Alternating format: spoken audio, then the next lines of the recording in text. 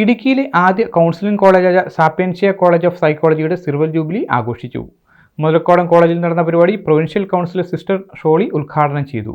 മനഃശാസ്ത്ര രംഗത്ത് വലിയ സംഭാവനകൾ നൽകിയ കേരളത്തിലെ പ്രശസ്ത സ്ഥാപനമാണ് സാപ്പിയൻഷ്യ കോളേജ് ഓഫ് സൈക്കോളജി. ഇടുക്കിയിലെ ആദ്യ കൗൺസിലിംഗ് കോളേജായ സാപ്പിയൻഷ്യ കോളേജ് ഒട്ടേറെ മാനസികാരോഗ്യ വിദഗ്ധരെ ഇതിനോടകം കേരളത്തിന് സമ്മാനിച്ചിട്ടുമുണ്ട്. മുതലക്കോടത്ത് നടന്ന സിൽവർ ജൂബിലി ആഘോഷം പ്രൊവിൻഷ്യൽ കൗൺസിലർ സിസ്റ്റർ ഷോളി ഉദ്ഘാടനം ചെയ്തു.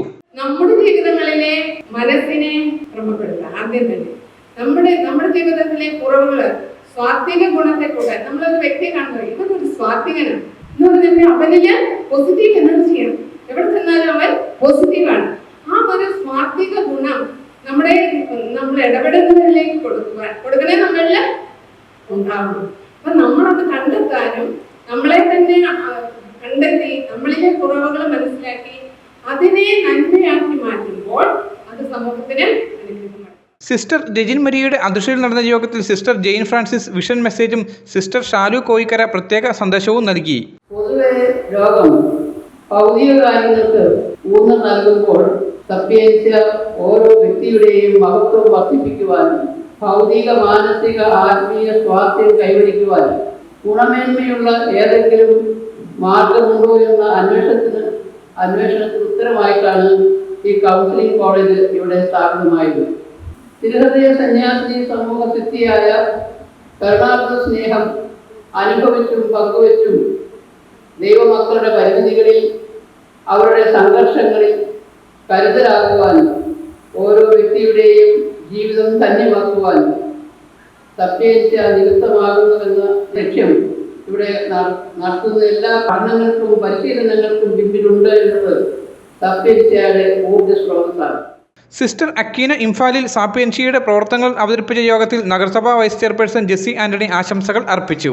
സൈക്കോളജി ഈ സമൂഹത്തിന് എന്താണെന്നും എന്തെല്ലാം പ്രയോജനങ്ങൾ സൃഷ്ടിക്കുന്നുവെന്നുമെല്ലാം അമ്മ ഇവിടെ വിശദീകരിക്കുകയുണ്ടായി.